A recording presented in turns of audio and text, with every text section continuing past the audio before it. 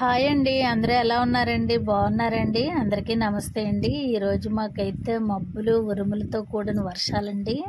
ఉదయం నుంచి కూడా మబ్బేసి అలా ఉందండి. చాలా పెద్ద వర్షం అయితే పడిపోయింది. తర్వాత వర్షాకాలం అయితే స్టార్ట్ అయిపోయినట్టు ఉందండి. పెద్ద పెద్ద ఉరుములు మెరుపులతో కూడిన వర్షం అయితే వస్తుందండి మా సైడు.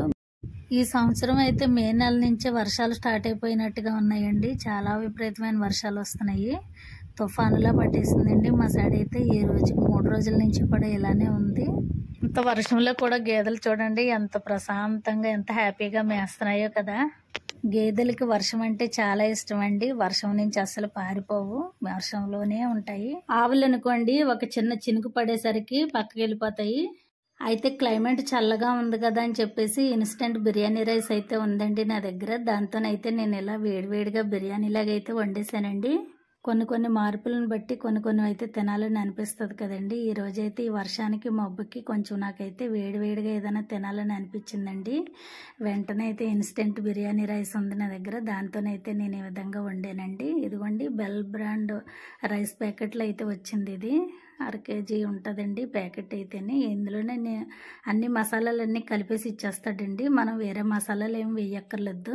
ఈ బిర్యానీ చేయడానికి అసలు వంట చేతకాని వాళ్ళు కూడా సులువుగా ఈజీగా చేసేసుకోవచ్చండి. ఎందుకంటే ఈ ప్యాకెట్ మీదే మొత్తం ఎలా చేయాలనేది అయితే మెన్షన్ చేస్తాడండి. అది చదువుకుంటూ కూడా చేసేయచ్చు. చాలా సింపుల్గా ఈజీగా అప్పటికప్పుడు మీకు తినాలని అనిపిస్తే వేడివేడిగా.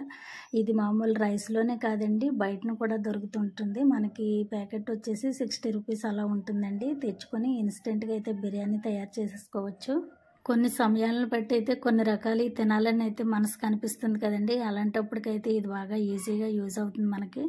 ఒకే ఒక్క బిర్యానీ ఆకు 4 మీల్ మేకర్లు ఉన్నాయండి. అంతే, ఇంక అందులో ఏం లేవు. నేనైతే ఇవన్నీ తీసుకున్నానండి. క్యారెట్, బీట్రూట్, ఉల్లిపాయ, టమాటో, పచ్చిమిర్చి తీసుకున్నాను. మీకు ఇంకా స్పైసీగా కావాలనుకుంటే వేసుకోండి, కానీ అక్కర్లేదు. చాలా ఘాటుగా ఉంటుందండి. బియ్యంలోనే మసాలాలు ఆయిల్తో సహా కలిపేసి ఇస్తాడండి. చాలా ఈజీగా అయిపోతుంది. నేనైతే ముందుగా ఒక స్పూన్ అయితే నెయ్యి వేస్తున్నానండి. ఆయిల్ కూడా తక్కువగానే పడుతుందండి, ఎందుకంటే అందులోనే మిక్స్ అయిపోయి ఉంటుంది కాబట్టి తక్కువ వేసుకుంటే ఆయిల్ సరిపోతుంది. ఒక 2 స్పూన్ల వరకు ఆయిల్ కూడా వేసాను నేను. ఆయిల్ బాగా వేడైన తర్వాత అందులో వచ్చిందే బిర్యానీ ఆకు అయితే వేసేస్తున్నానండి. ఇంక నేనేమి మసాలాలు వేయడం లేదు, మాకు ఇందులో మసాలా సరిపోతుందండి. ఉల్లిపాయ ముక్కలు వేసాను, అలాగే పచ్చిమిర్చి కూడా వేసానండి. ఇవన్నీ బాగా వేగిన తర్వాత మనం టమాటా ముక్కలు వేసుకుందాము. అలాగే బీట్రూట్, క్యారెట్ కూడా వేసేద్దామండి. ఇలాంటి ప్యాకెట్లు ఇంట్లో తెచ్చి ఉంచుకుంటే అప్పుడప్పుడు మనకు చేసుకోవాలనుకున్నప్పుడు చేసుకోవడానికి బాగుంటుందండి. చాలా ఈజీగా అయితే అయిపోతుంది. నాకైతే రైస్ ప్యాకెట్ కొన్నామండి, అందులోనే అయితే వచ్చింది. ఎందుకంటే అందులో వాడేమి ఫ్రీగా ఇవ్వడండి. ఫ్రీ అని చెప్తాడు కానీ అందులో కేజీ అన్నో బియ్యం తగ్గించేసి ఈ రైస్ ప్యాకెట్ అయితే పెడతాడండి.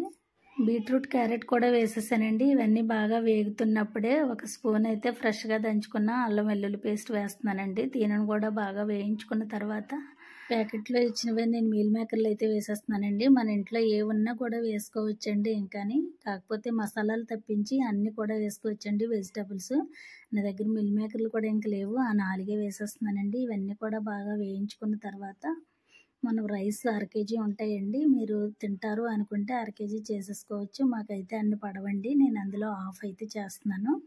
ఒక కప్పుతో కప్పు బియ్యం అయితే వేస్తున్నానండి నేను. ఆ 1 కప్పు బియ్యానికి 2 కప్పులు వాటర్ అయితే వేస్తానండి. సరిపోతుంది కరెక్ట్గాని. మనకు పలుకులుగా అయితే వస్తుందండి బిర్యానీ.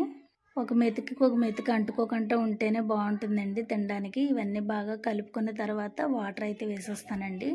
కొంతమంది ఎన్నిసార్లు చేసినా సరే ముద్దలాగా అయితే చేసేస్తారండి. అన్నం మెత్తబడిపోయిన అన్నంలాగా అయితే ఉంటుంది. ఆ విధంగా చేస్తే అస్సలు తినబుద్ధి కాదండి.